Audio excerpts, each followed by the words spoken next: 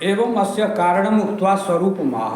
कहता एवं मन अनेन प्रकारेण अस्य मन काव्यस्य कारणम उक्त्वा कारणम कथित्वा स्वरूपमाह। काव्यस्य स्वरूपम आह मन कथयामि। काव्य के स्वरूप को मैं कह रहा हूँ। क्या है स्वरूप? तो तददोषो शब्दार्थो सगुणावनलंकृति पुनः क्वापि इति वर्तते मम्मटस्य काव्य लक्षणम काव्य स्वरूपम वा, है ना। तो तददोषो शब्दार्थो सगुणावनलंकृति पुनः क्वापि इत्यस्य कः अर्थः भवति इति भवन्तः जानन्ति एव। यतो हि साहित्य दर्पण काव्य प्रकाश लक्षणस्य खंडन प्रसंगे तो तत्र विस्तृत चर्चा वर्तते। तो कथयति तत्काव्यम तत् तत् इति पदेन काव्यस्य बोधः भवति। तत् इत्युक्ते काव्यम, तो वो काव्य होता है शब्दार्थो तत्, शब्द शब्दस्य अर्थस्य शब्दार्थो तत्, शब्द और अर्थ काव्य होते हैं, है ना। तो कीदृशो शब्दार्थो काव्यम, तो शब्दार्थो इत्यत्र अत्र अस्ति विशेष्यम, विशेष्य पदम, और तस्य विशेषणानि सन्ति, त्रीणि विशेषणानि सन्ति। किम किम? तो अदोषो सगुणो पुनः क्वापि अनलंकृति इति। तो अत्र शब्दार्थो तत् माने शब्दार्थो काव्यम भवति, हैं। तो कीदृशो शब्दार्थो काव्यम, तो कथयति अदोषो, अदोषो माने दोष रहितो, दोष रहितो शब्दार्थो काव्यम। सगुणो माने गुण सहितो, यानी दोष रहितो गुण सहितो शब्दार्थो काव्यम। दोष से रहित हो, गुण से सहित हो, ऐसे शब्दार्थ काव्य हुए। हाँ, क्वापि पुनः अनलंकृति, और क्वापि पुनः अनलंकृति इत्यस्य अर्थः भवति कि सर्वत्र सालंकारो, सब जगह तो अलंकार युक्तो शब्दार्थो भवेतां, परंच क्वचित अस्फुटालंकार विरहे अपि, क्वचित माने कुत्रापि स्थले यदि अस्फुटः अलंकारः नास्ति, अलंकारः स्फुटः नास्ति, तथापि यदि दोष रहितो गुण सहितो शब्दार्थो वर्तते तर्हि तत्काव्यम भविष्यति। ज्ञातम? तो ये कहने का आशय है। तो यही हो गया अदोषो शब्द, अदोषो सगुणो क्वापि पुनः अनलंकृतो शब्दार्थो तत् माने काव्यम हो गया। तो तदोषो शब्दार्थो सगुणावनलंकृति पुनः क्वापि। तो कथयति इदानीं तु वयम् आरंभे अस्म, तर्हि तु दोषमपि न जानीमः, अलंकारमपि न जानीमः। यतो हि प्रथम परिच्छेदे तु तेषां वर्णनं नास्ति, अग्रे अस्ति ना। तो कथयति दोष गुणालंकाराः वक्ष्यन्ते, वक्ष्यन्ते माने कथयिष्यन्ते। दोष गुण और अलंकार जो है आगे कहे जाएंगे, ठीक है। क्वापि इत्यनेन, तो क्वापि माने कुत्रापि, क्वापि इत्यस्य पर्यायवाची कुत्रापि। तो क्वापि इत्यनेन एतदा, क्वापि कहने से ये कह रहे हैं कि यह तो सर्वत्र सालंकारो, कि सर्वत्र तो सालंकारो शब्दार्थ हो काव्यम भविष्यति। क्वचित तु, लेकिन क्वचित कुत्रचित स्थले अस्फुटालंकार विरहेपि, अस्फुट मन स्पष्टालंकार, विरहेपि रहते भी स्पष्ट अलंकार से रहित होने पर कहीं कहीं काव्य न काव्यत्व हानि, काव्यत्व की हानि नहीं होगी, माने वो भी काव्य हो जाएगा। तो एतावता एतद् ज्ञायते यत् दोष रहितो गुण सहितो आवश्यको, परंच अलंकारः अलंकार सहितो नावश्यको। अलंकार सहित आवश्यक नहीं है, दोष रहित होना आवश्यक है, गुण सहित होना आवश्यक है, लेकिन अलंकार सहित ही हो ऐसा कोई आवश्यक नहीं है, ठीक है। तो कहा यथा, जैसे उदाहरण देते हैं। श्लोकम जानाति पठतु। यह कौमारहरः स एव हि वरस्ता एव चैत्रच्छपास्तेजोन्मीलितमालतीशुरवयः प्रौढः कदम्बानिला सा चैवास्मि तथापि तत्र सुरतव्यापारलीलाविधौ रेवारोधसि वेतसि तरुतले चेतः समुत्कण्ठते। अस्य श्लोकस्य अर्थं जानाति? न जानाति, पश्यतु। कथयति काचित् नायिका वर्तते, जा नायिका स्वसखीं प्रति कथयति इति चिन्तयतु। ज्ञातम्? माने कोई नायिका है जो अपने सखी के प्रति कह रही है कि यह कौमारहरः स एव हि वरः, जह खलु कौमारहरः यानी कुमारी अवस्थायां, अविवाहितावस्थायां जेन सह अहम आसम तेनैव सह मम विवाहोऽपि जातः।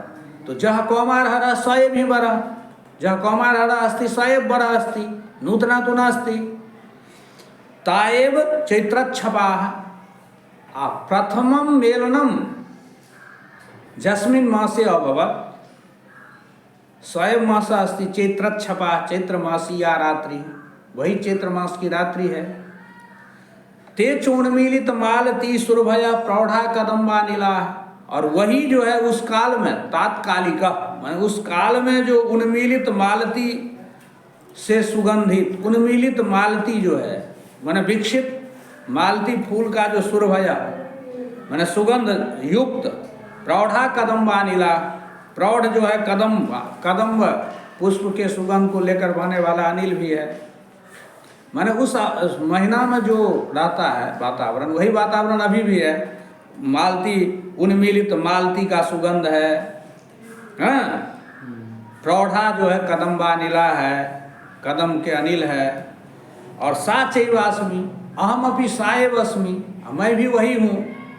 तथापि फिर भी तत्र सुरतब व्यापार लीला विधो, तत्र मन तस्मिन् स्थले सुरतब व्यापार लीला विधो, सुरतब व्यापार के लीला विधि में कहाँ, तो तत्र मने रेवा रोधसी बेतसी तरुतले, रेवा नदी का जो तट है वहाँ जो बेतसी तरुतल है माने बेत के वृक्ष जो है उसके नीचे चेता समुत्कंठते, है ना, मेरा चित्त जो है उत्कंठित हो रहा है। क्यों, तो सुरतब व्यापार लीला विधो, सुरतब व्यापार लीला विधि के लिए।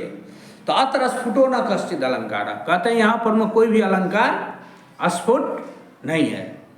ठीक है, तो कहता है रसस्य प्राधान्य नालंकारता, और रस की प्रधानता होने के चलते यहाँ पर में कोई अलंकार भी नहीं है। तो यहाँ पर में हम कहते हैं, यहाँ कहता है कि कोई कहता है यहाँ अलंकार स्फुट है, क्योंकि विभावना विशेषोक्ति जो है वो स्फुट है। तो कैसे, तो विभावना बिना हेतुम कार्योत्पत्ति यदुच्यते, ये लक्षण है विभावना का। विभावना अलंकार वहाँ होता है जहाँ पर में हेतुम बिना कार्य से उत्पत्ति यदुच्यते चत्र उच्यते, बिना कारण के कार्य की उत्पत्ति का वर्णन जहाँ हो, बिना कारण के कार्य की उत्पत्ति का वर्णन जहाँ हो वहाँ विभावना होती है, यानी विभावना अलंकार होता है।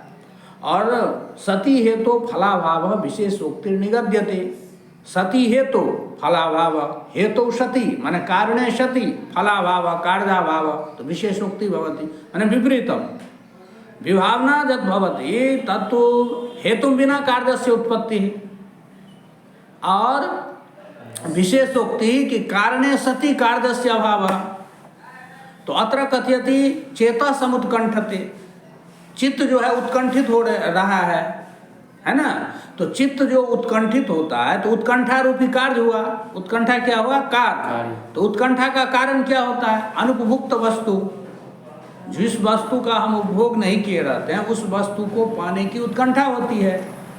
तो उत्कंठा का कारण हुआ अनुपभुक्त वस्तु। तो यहाँ पर में अनुपभुक्त वस्तु नहीं है, सब उपभुक्त है।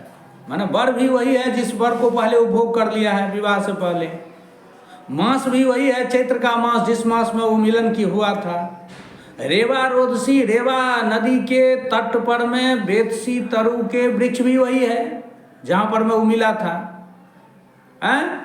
और वही वातावरण है। प्रौढ़ा कदम्बा नीला है, उन्मीलित मालती सुरभया है, सब कुछ वही है। तो यहाँ पर में नूतन तो कुछ नहीं है, सब उपभुक्त है। अब फिर भी उत्कंठा रूप कार्य हो रहा है जो कि नहीं होना चाहिए। तो बिना कारण का यहाँ कार्य हो रहा है ना रे, यानी उत्कंठा के लिए अनुपभुक्त वस्तु चाहिए। तो यहाँ पर में तो उपभुक्त, सब उपभुक्त वस्तु है, अनुपभुक्त तो है नहीं, फिर भी उत्कंठा हो रही है। तो कारण नहीं होते हुए भी कार्य की उत्पत्ति, उत्कंठा रूप कार्य की उत्पत्ति हो रही है। तो यहाँ विभावना हो गया। और विशेषोक्ति है, क्या है, विशेषोक्ति सती है तो फलाभाव। तो यहाँ पर मैं इसको ठीक उल्टा कर दो, उपभुक्त वस्तु सब है। तो उपभुक्त वस्तु है तो उपभुक्त जो कारण है वो अनुत्कंठा कार्य का कारण है। तो यहाँ अनुत्कंठा होनी चाहिए, लेकिन यहाँ अनुत्कंठा होती नहीं है, यहाँ उत्कंठा हो रहा है। तो क्या हो गया, यहाँ विशेषोक्ति अलंकार भी हो गया। तो ये दोनों का जो है संदेह संकर मान लीजिए कि विभावना है कि विशेषोक्ति है, ऐसा कुछ साहित्य दर्पणकार ने कहा।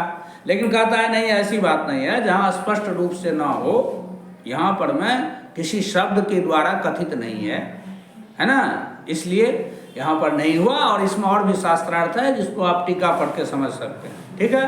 तो यानी मूलतः ये है कि काव्य प्रकाशकार मतेन अत्र स्फुट कश्चिदपि अलंकार नास्ति, विश्वनाथस्य मतेन अत्र अति विभावना विशेषोक्ति संदेह शंकरालंकारः वर्तते इति अस्ति। अस्तु तर्हि एतत् कथितम् अनंतरम कथयति। अब तो ये काव्य के स्वरूप को कह दिए है ना रे, तो काव्य के स्वरूप कह देने के